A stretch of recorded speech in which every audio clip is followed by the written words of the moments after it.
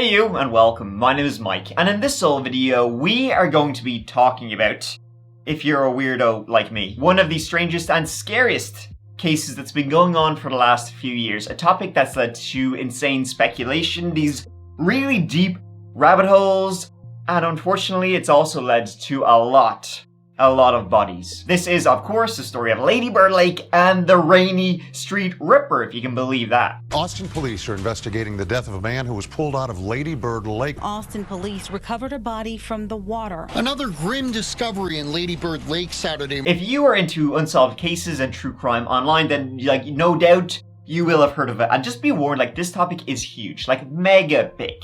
This is gonna be red thread, with the corkboards time to cover this story. It's been highly requested I give it a go, but there is a lot here. To try and keep this video kind of somewhat coherent, we're gonna look at, the lake itself, the, lot of victims that the lake has claimed, and then we got the theories. I'm talking, the online theories, the official stance, the theories that have led to other theories. A story of someone who claimed to have survived the Rainey Street Ripper, and then also the rabbit hole that is someone even admitting online they know who the serial killer is. And then my own opinion, which is likely to change just as I'm telling you this story, so you know what, sit down, grab a beer, grab a cup of tea, or whatever it is you're drinking. Thank you so much for watching. Now let's give it a go.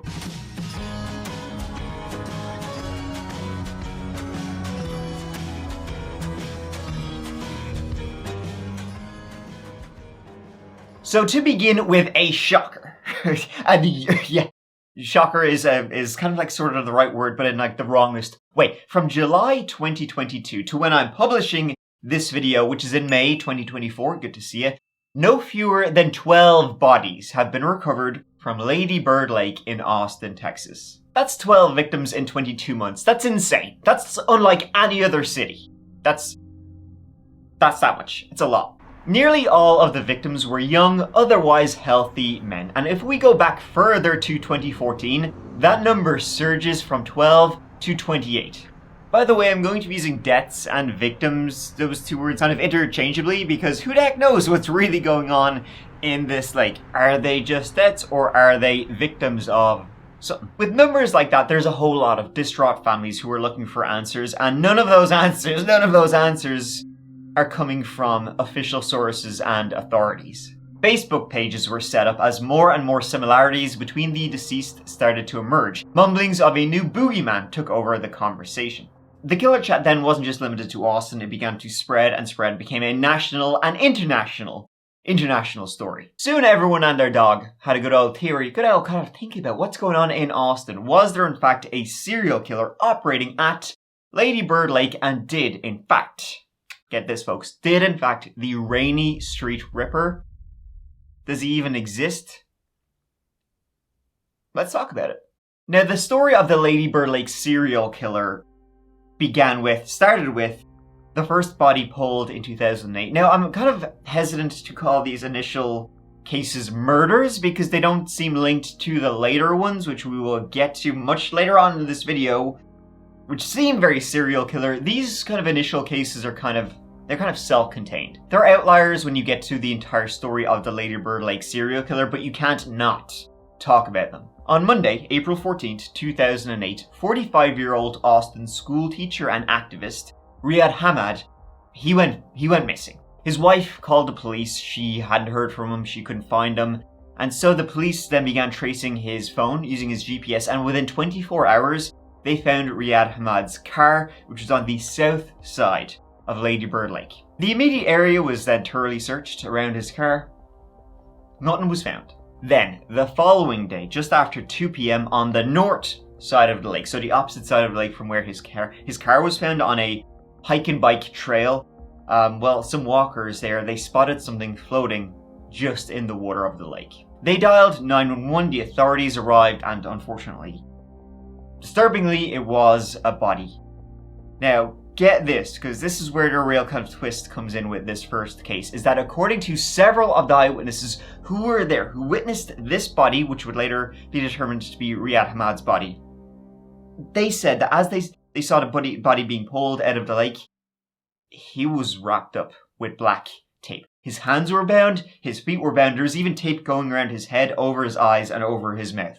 Now, this was an extremely tragic case. Riyad left behind 2 children. He worked tirelessly for peace in the Middle East. He was very, activist. As a teacher, he was well loved. He was known to be, incredibly selfless for his kids. He was also known as like a big dog roaster. He would roast the kids in the hallway in the class, which kind of rocks. So what eyewitnesses saw made what was extremely tragic, extremely disturbing. On Thursday, the 17th, which was the day after he was found, the Austin Police Department released their first official statement about what had happened to him, what they believed had happened. They insisted that the investigation was yet to conclude, but they weren't treating this as suspicious. Like, at all. Like the guy who was pulled from the lake. Duct taped up. Not suspicious. It was odd, it had only been a day since he was found, yet APD seemed very sure of themselves, even in the face of eyewitnesses to the recovery of Hamad's body. Well, their eyewitness testimony seemed to contradict the police's stance. APD seemed keen to avoid public worry and get the case off of their books. In their statement, APD said that Hamad's arms and legs were indeed bound, but that the placement and manner in which they were was consistent with Hamad having done this to himself. They also said they had CCTV of the parking lot where his car was found, and in that CCTV it seemed to support their stance. They saw him park his car, get out, maybe tie himself up with tape. Did he though? But they said that tape, which has never been released, it supported their theory that he did it to himself and he went into the lake willingly. Detectives from APD also interviewed several people who were close to Hamad, and they apparently said, that he had been very depressed lately, had expressed, ideas of self-harm and so on and so forth. So officially the case was kind of closed as self-inflicted, which seems likely if we can kind of just get past whole body duct tape business. I think the issue with Hamad's case is that the APD seemed to almost it was almost offensive how rushed this case was. And then, get this, when Riyad Hamad's body was handed over to his imam, as Riyad Hamad, he was a Muslim fella. Well, the imam had some thoughts about the state in which his body was given to him. The imam would, of course, prep Riyad Hamad's body for, the Islamic funeral rites, and the imam said that Hamad's body was, quote, in barbaric condition. He also said that in over 20 years of experience with preparing bodies for funeral rites, he had never received a body in such a horrific state. There was blood leaking from poorly sutured incisions made by the medical examiner, and there were patches of skin that looked to have been torn from Hamad's body. The imam said it looked like an animal might have attacked Hamad. The state of the remains were in such bad shape that it caused 2 of the heavily experienced funeral preparation guys to panic and have to leave the room. They ended up being forced to use a combination of towels and tape to fill in the missing parts of his body, the missing cavities, missing organ cavities, and his skull. Did the medical examiner do the examination with a chainsaw, is the question I would be asking. And all of this was released. Oh, he did it to himself. Oh, here, you can have the body. It's in crazy shape, like a lion had to go at it before they'd given it to the funeral rites. This was even before the toxicology reports had even been finished. And so his body was in such a state, I don't think there was a great white shark in Lady Bird Lake. The entire situation was just very, very weird. The imam was in fact so disturbed by the situation that he requested a meeting with both the APD chief and the Travis County chief medical examiner, who was personally responsible for performing the autopsy. The big issue in this situation when, there's already so much speculation about what actually happened to Riyad Hamad. There's already a conspiracy kind of starting to build, and then you have what seems to have been negligence on the medical examiner's part by just going at the body with a chainsaw, that it just threw more fuel on the fire of there being some kind of conspiracy here. There was multiple theories about what really happens to Riyad Hamad, of course. He was a big activist. He was a very vocal dissenter of the US's foreign policy in the Middle East, especially around Israel-Palestine. A couple of months before he died, his home had actually been raided by the IRS and the FBI in relation to money laundering and that kind of thing. So there was a lot of theories about him being targeted by something, for something, That was the major theory, and the investigation being so rushed, it definitely started to give credence to there being something shady going on here. But rumours of a serial killer hadn't started yet. So I'm going to mark this one off as shady. Now, of course, I'm not official. I'm not a cop or anything like that. But this is just the stuff I can, the research dug up that's publicly available. But that one seems, like that. Then, 2 months later, in June 2008, Austin Fire and Rescue responded to an emergency call from local fishermen early on a Sunday morning. They had been out on Lady Bird Lake when they thought they had spotted a body, and sadly, it turned out to be true. The badly decomposed remains were pulled from the lake near a Holiday Inn and Interstate 35. Now, remember that location, Holiday Inn and Interstate 35, because that comes up a lot when you're talking about the Lady Bird Lake serial killer. The level of decomposition, though, of this body they had found, it was so bad, they couldn't even tell what gender it was, they couldn't determine anything about it, let alone identify who this could have been. The body was then taken to the Travis County Medical Examiner and an autopsy was performed. The remains belonged to a missing mother and preschool teacher, 26-year-old Nazima Habibul, no picture available. Nazima, known as Zima, had vanished shortly after telling her fiancé she was going to the local grocery store. Unfortunately, that's where the details of what happened to Nazima kind of sort of just end. No cause of death has ever been publicly released for Zima. At the time her body was discovered, homicide detectives were interviewing people close to her. So if there's homicide detectives, that would lead you to one conclusion. But as, if they found anything or where that investigation went, it's never been publicly released. It just kind of sort of died in the vine. And doing research into this, nothing has ever been found. Hasn't been released, or at least not to a frickin' civilian like this guy. Now, Nazima is a bit of an outlier in this entire case, in that she's one of the very few female victims of if there is a serial killer stalking the shores of Lady Bird Lake. She doesn't seem to kind of fit the pattern, but you can't not mention her, especially when it only occurred a handful of months after the very suspicious death of Riyad Hamad. Once again, though, the lack of information in the press, specifically lack of information as to, a cause of death, that only stokes the fire of suspicion. The apparent lack of a homicide investigation, though, past the initial finding of the body, seems to kind of just rule this one, though, as either a tragic accident or self-inflicted. I'll mark this one off as tragic, likely not a murder or anything like that. The next few, though, are where we really start to dip our toes into the rumors of a serial killer starting to kind of build and build. I don't know, whatever this is. But before we get into that, let's talk about the lake itself, which it runs through Austin, the capital city of Texas, bisects it, northwest to southeast. Now, calling it a lake is a bit of a misnomer. It's really a stretch of the Colorado River, which runs all the way out to the Gulf of Mexico. This is not the major Colorado River in the US, by the way. This is a smaller river. Same name, coincidentally enough. Lady Bird Lake was created by the city of Austin in 1960. In those days, though, the 416-acre lake, back then, they called it Town Lake, if you can believe that. It was originally intended to supply water to the cooling towers of the then newly built Holly Street Power Plant.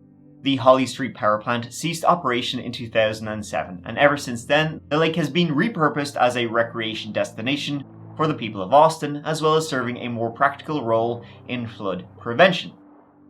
So you're probably curious, I hear you barking, big dog. How did it go from Town Lake to Lady Bird Lake? Well, that's because in the 1970s, the lake, which again, technically not a lake, I need to make that very, very clear. By then, it was still being used as a reservoir for the power plant, and it had become, it goes right through the center of Austin, and it had become pretty much a bit of an eyesore for the locals. They were like, looks like shit. The mayor of Austin at that time, along with the Austin Board of Parks and Rec together, helped to begin to bring the area around the lake up to scratch. And they received help not just from, your average Joe Austinites. They also received help from one Claudia Johnson. Who was she? Well, I hear you're barking, big dog. She was only the wife of one Lyndon B. Johnson, the 36th President of the United States. Mrs. Johnson was known by her nickname of Lady Bird and had been First Lady from 1963 to 1969, while her husband Lyndon B. Johnson was President, having previously served as Second Lady to JFK's presidency for the 2 years prior to a certain unfortunate incident in Dallas. Mrs. Johnson served as the project's honorary chairperson. She really helped spearhead the project to rejuvenate the lake. She even donated $19,000 of her own dollary dues into the project, personally. So on July 26th, 2007, shortly after Mrs. Johnson passed away at the ripe old age of 94, the city of Austin voted to rename Town Lake to Lady Bird Lake in her honor. Like a very nice name for, what we're talking about today, some very dark events.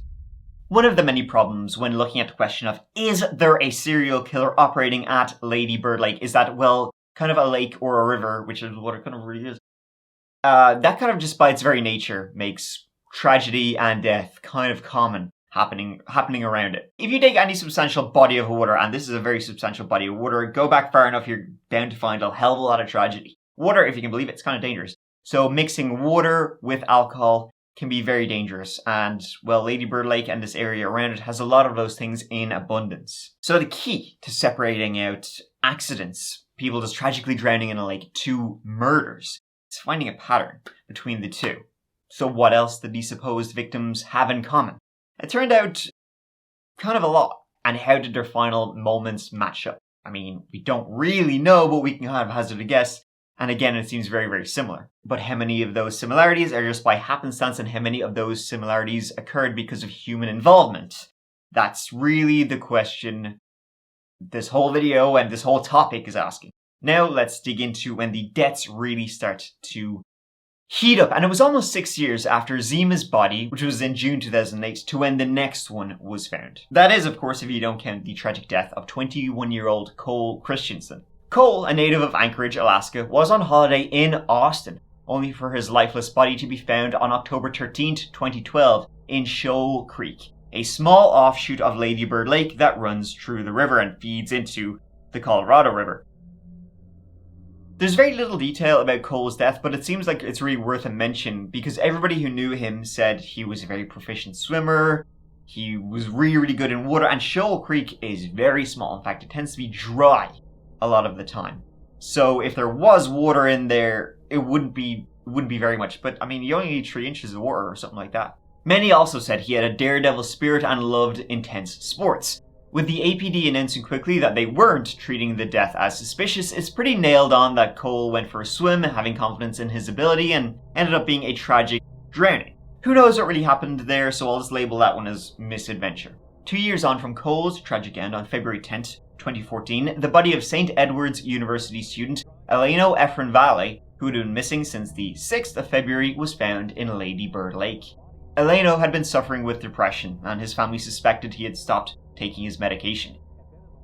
APD, though, said they weren't looking for anybody in connection with Eleno's death, and they were treating this one as self-inflicted. On May 12th, 2014, APD dive team retrieved the body of 28-year-old Carl Savio Pimento Pereira from Lady Bird Lake. We had learned that he had been on Lady Bird Lake near the Tom Miller Dam Saturday evening with friends when he fell off of his paddleboard.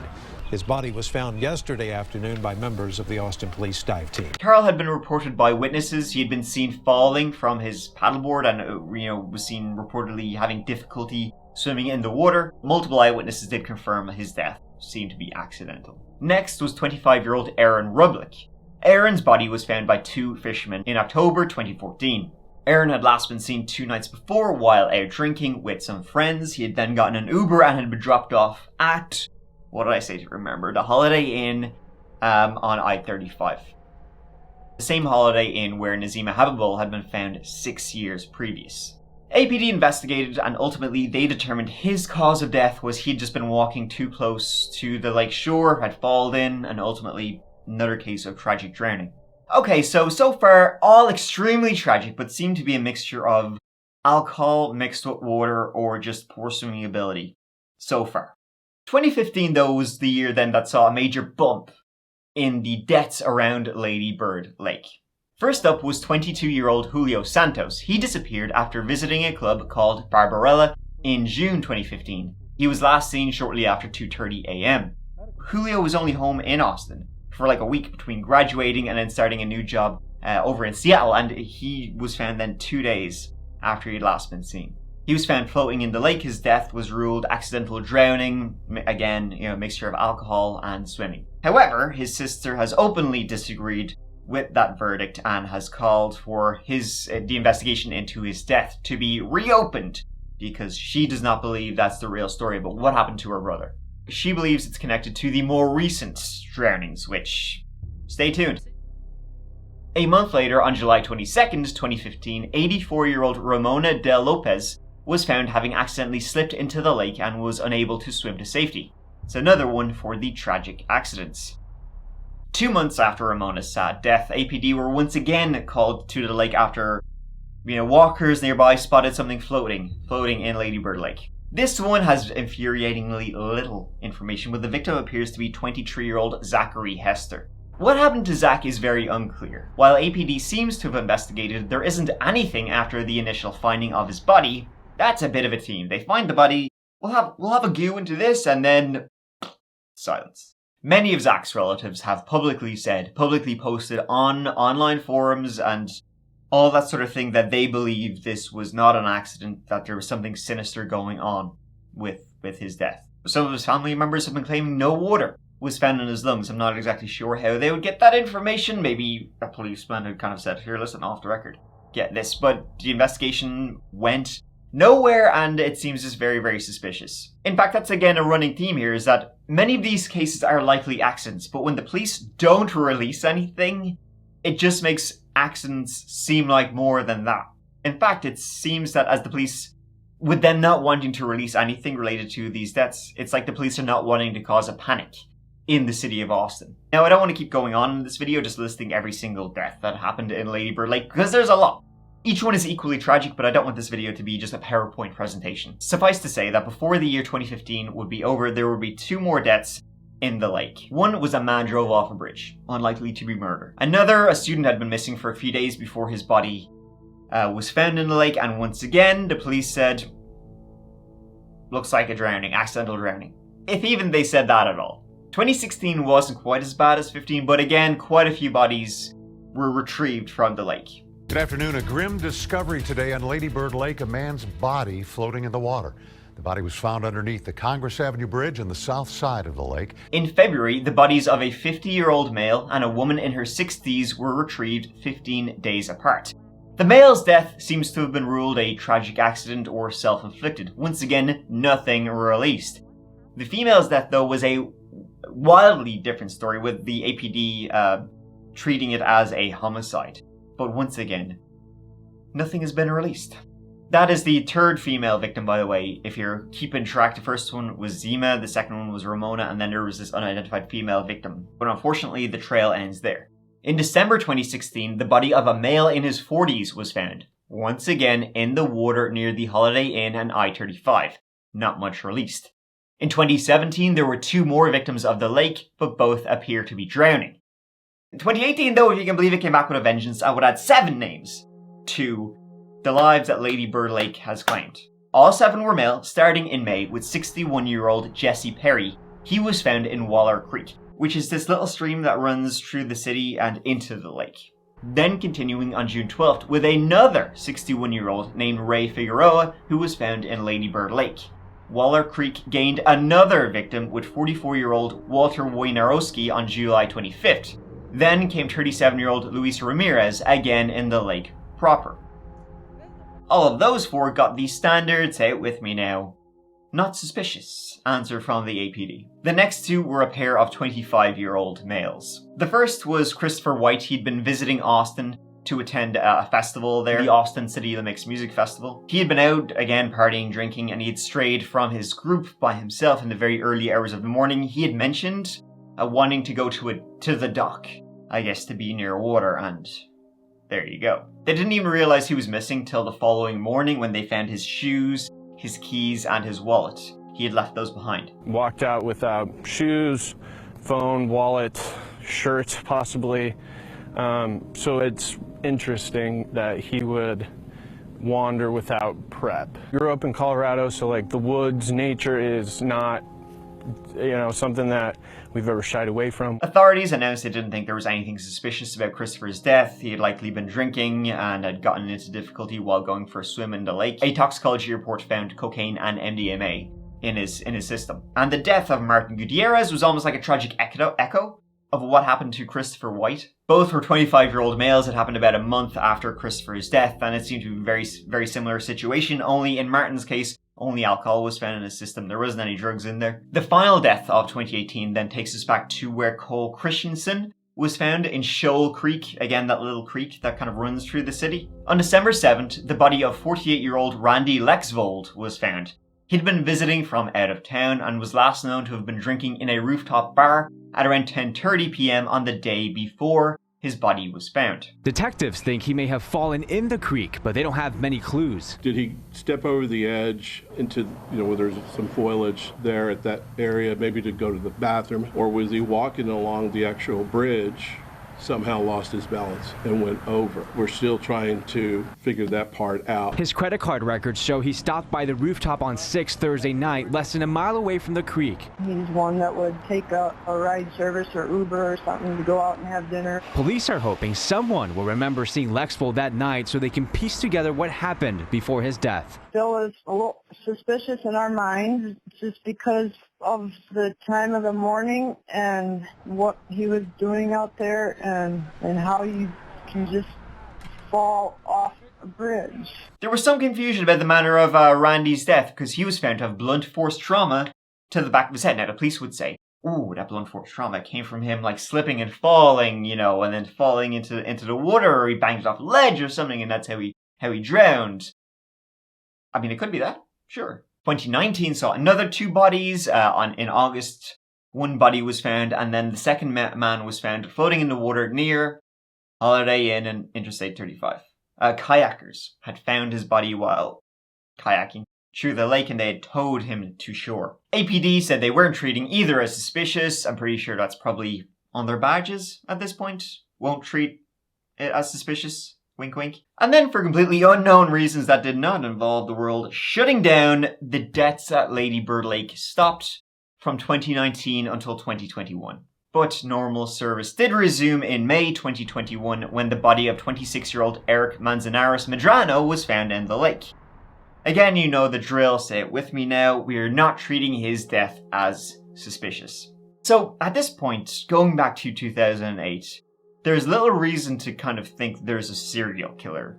There's an extremely high number of people drowning and dying in the lake, but nothing to really make you think there's a killer here. While it is incredibly frustrating, as I kind of continually was mentioning, it's incredibly frustrating to be told there is nothing suspicious here. Sometimes that is the truth. Sometimes a cigar is just a cigar. It's natural for humans to want to see, seek answers in the face of tragedy and to say, no, you can't just slip and fall and die.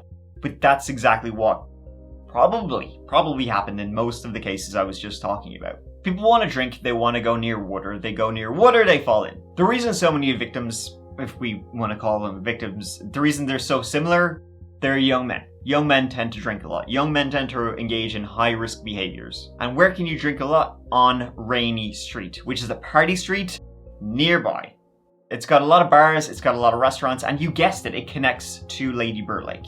The idea of a serial killer kind of throwing people into a lake, it's kind of off. There's just too many uncontrollable elements for a serial killer to be, come here, in you go. You know what I mean? Like, there's just way too many factors here for that to be a serial killer doing that. But I mean, I suppose at the same time, the idea of a serial killer using a lake, it's actually got a lot of upsides. You got constantly flowing water. So that will just wash away any potential evidence, and it will wash the bodies a good bit downstream. The scene will have changed in a million ways before it was ever discovered by police, if it's even ever discovered. That's if the lake is being used to kill, which I don't really think it is. I think what's much more likely is that if there is a serial killer here, they are using the lake as a dumping ground. They are killing elsewhere and then dumping them into the drink. And then there's of course the other option, which probably seems more likely because the truth tends to lie somewhere in between. You've got accident, you've got self-inflicted, you have got murder, and then you've just got unsolved. But before I want to get into the final surge of victims, and this is when the rumors of the Lady Bird Lake serial killer, or the Rainey Street Ripper, or whatever you want to call him, that's when the rumors of that really begin to explode. And you even have a guy, recently enough, who says he's a supposed survivor of the Rainey Street Ripper. I gotta mention something that you probably have all had on your mind as I've been going through this. The smiley face murder theory. I'm sure almost all of you will have heard of it, or at least be familiar with it. Some of you are believers, some of you probably not so much. It's of course a topic for a completely other day. No diggity, no doubt, my friends. But to briefly just talk about the case and its links to this case, because I mean, it is this case. To briefly go through it, the theory that was, was invented by 2 retired NYPD detectives, Kevin Gannon and Anthony Duarte, along with Dr. Lee Gilbertson. And it goes that there is a killer, or a group of killers. This is a serial killer conspiracy. It's a serial killer conspiracy that, you know, when you're finding young men in water, and you're finding a lot of young men in water, and almost always nearby you will find a smiley face graffitied onto a wall. There is a network of killers, serial killers, drowning young fellas in cities all across America. Specifically though, the Northeast, New York, Boston, Chicago, places in the Midwest as well. And of course then they leave this graffitied smiley face calling card, hence the name. So okay, that's the theory. If we were to prescribe that to Austin, it kind of looks like that works.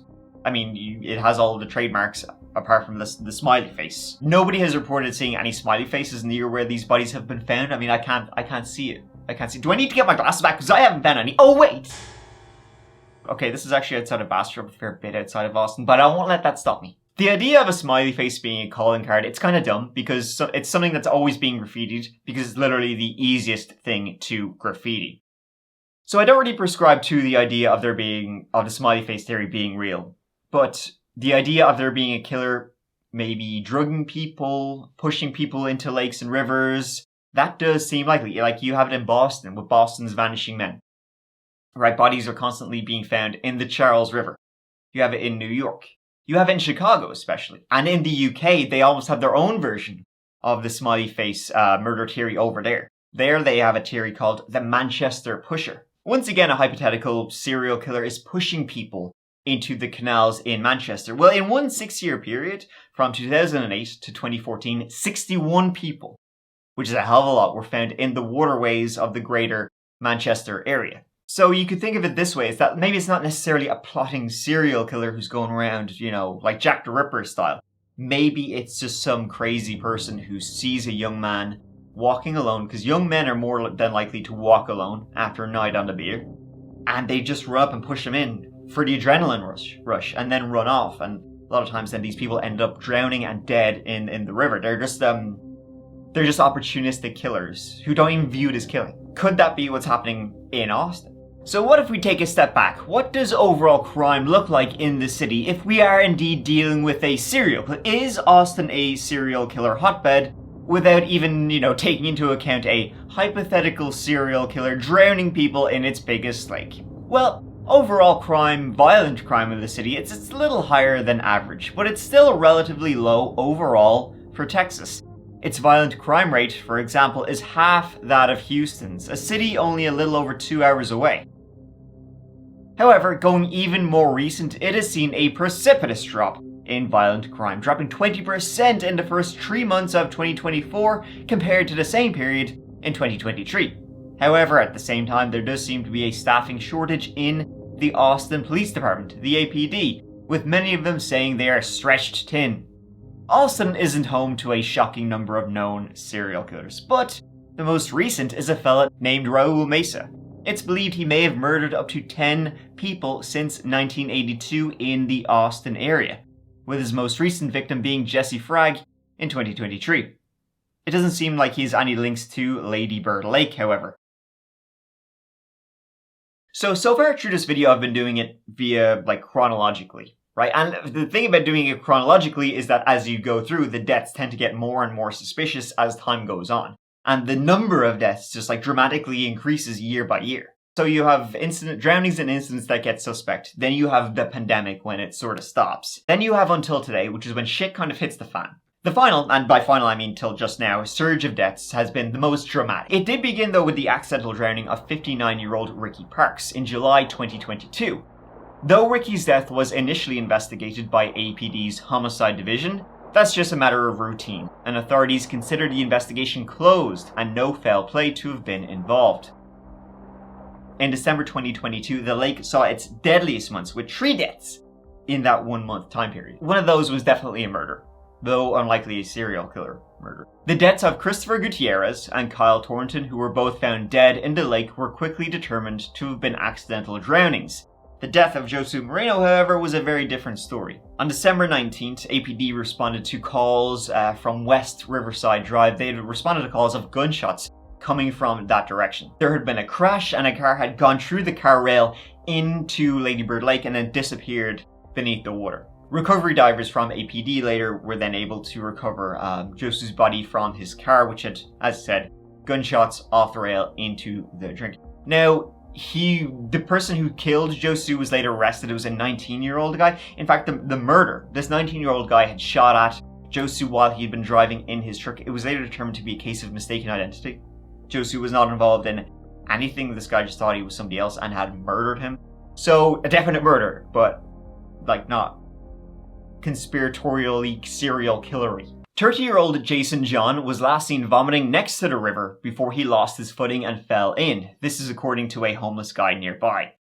John's body was later found on February 13th, 8 days after he had gone in the water. His autopsy found he had been drinking, but he hadn't consumed any drugs. And it was after his body was found, that's when Austin City decided, okay, we should probably put up guardrails and signs and lights maybe, along the lake. Be a good idea. Man, can't believe we hadn't thought of this before. The body of 40-year-old Clifton Axtell, a married father of 2, was found, clearly long deceased, in the lake on March 5th, 2023. Cliff's official cause of death was recorded as undetermined, as there were no witnesses to testify as to how Cliff had come to be in the water. The medical examiner notes, though, have said that Cliff, in the days leading up to when he disappeared, he had made a doctor's appointment to discuss his depression and his self-harm ideation. So, that's probably your answer right there. So authorities have leaned more towards self-harm, and they haven't been looking for anybody else in questioning with, in relation to whatever happened to him. The body of Jonathan Honey then was pulled from the lake by APD. 33-year-old Jonathan Honey had been reported missing less than 24 hours earlier. An engineer by profession, Jonathan, he'd been known as like a very happy-go-lucky partying guy, very active, very into sports. But once again, it appeared he'd been out drinking and partying and somehow accidentally had gone into Lady Bird Lake and had been unable to get himself out of it. He had been last seen once again on Rainey Street. People who hang out on Rainey Street shocked to hear about the discovery Saturday afternoon of Jonathan Honey's body after the 33-year-old was last seen at a taco truck around 2 a.m. Friday. Austin police say they're still investigating how he died. And I'm thinking maybe it's somebody who drank too much and fell. Yeah. But if it's somebody really doing harm, it's concerning. In recent years, at least 5 men in their 20s or 30s have been found in the lake under similar circumstances. The family of Jason John, whose body was found in the lake in February, believes these incidents could be connected, even though the autopsy report states his death was an accidental drowning. We don't agree with that. Jason was 30. Jonathan Honey was 32, 33. 2 o'clock in the morning. Rainey Street. So there are some similarities in the case. It is very, very concerning. 2 weeks later, APD officers responded to another all too familiar call of a body in the water. 30-year-old father of 1 named Christopher Hayes Clark. Hayes Clark, that was the first to be kind of like discovered after they'd been putting in lights and putting in this and putting in that, and he still ended up in the water, ended up drowning in there, so their new safety measures and security measures hadn't prevented his death. And in June 2023, the last body of that year was pulled from the lake and soon after named as Moga Degale. I've been unable to find any details about Moga, which seems to be another team developing. No details released. Whether the police are just not releasing details just to spare the family, but the whole no details released thing seems to be like, if you don't want to spread rumors of a serial killer, then start releasing details. Unless the details will just cause more of a speculation about a serial killer. And since then, in 2024, right now, 3 bodies have been pulled from Lady Bird Lake. In February, they're all unidentified. In February, there was a body of a female was pulled from the lake. And then in April, there was 2 males pulled out.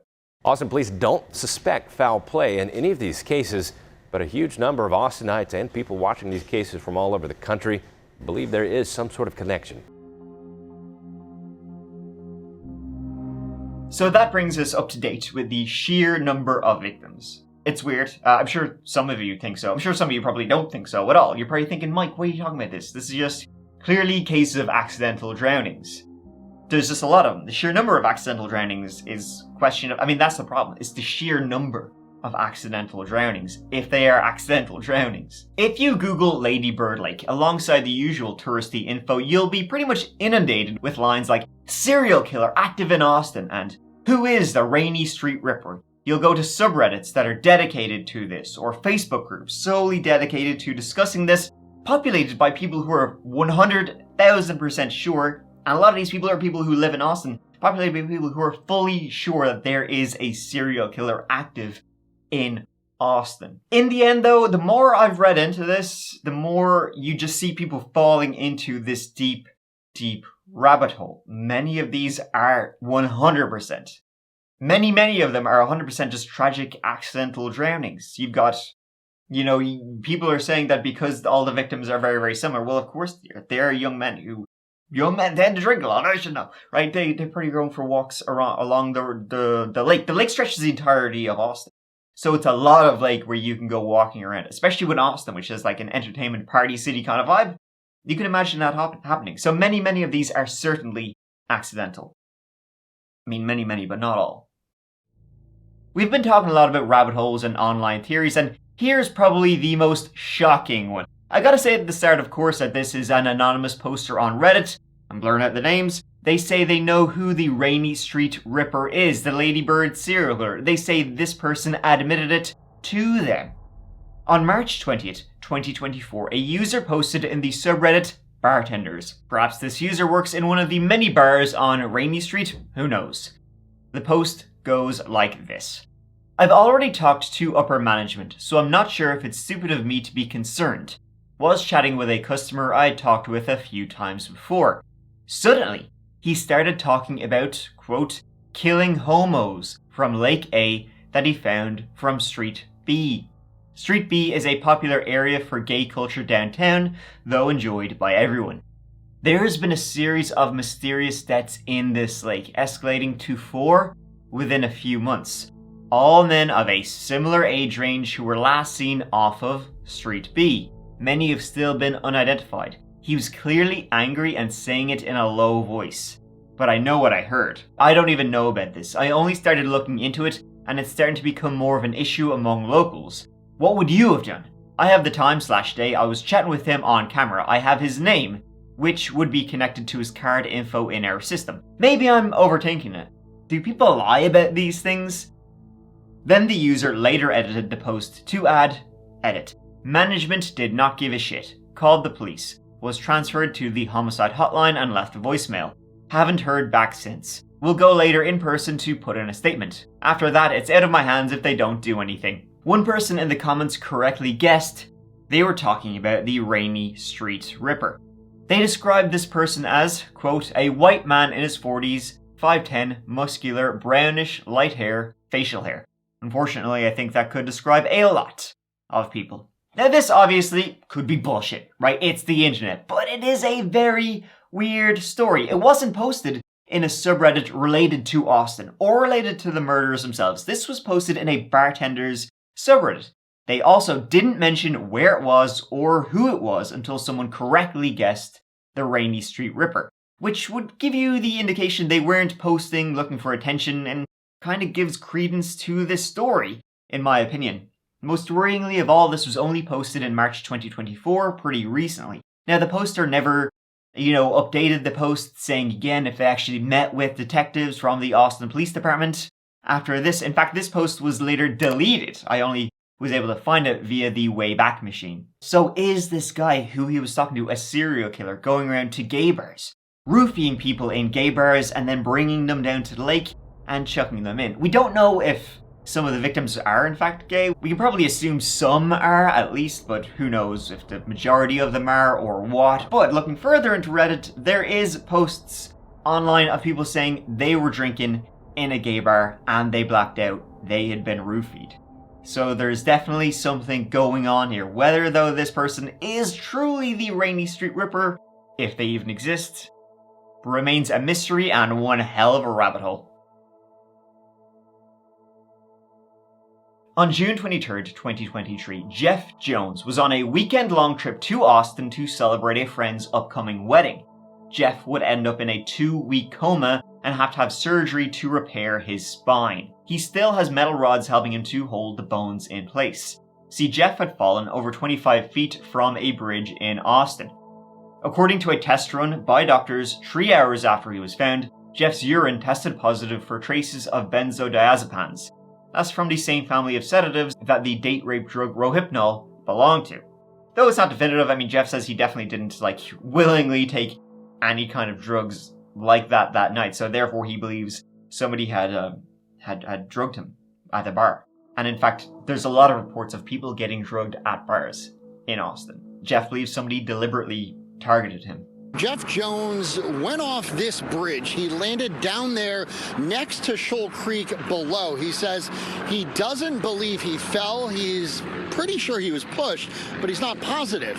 One thing that is for sure, he doesn't remember any of it. It's a 3 or 4 foot wide old stone bridge, so for me to actually have somehow fallen over it would have been almost impossible. I would have either have had to have been pushed or been climbing on it myself. Looking back, Jones urges people to keep a close eye on their drinks, given recent cases of people being drugged, as well as bodies found in Lady Bird Lake, which police don't believe to be suspicious, but which have left bargoers looking over their shoulder.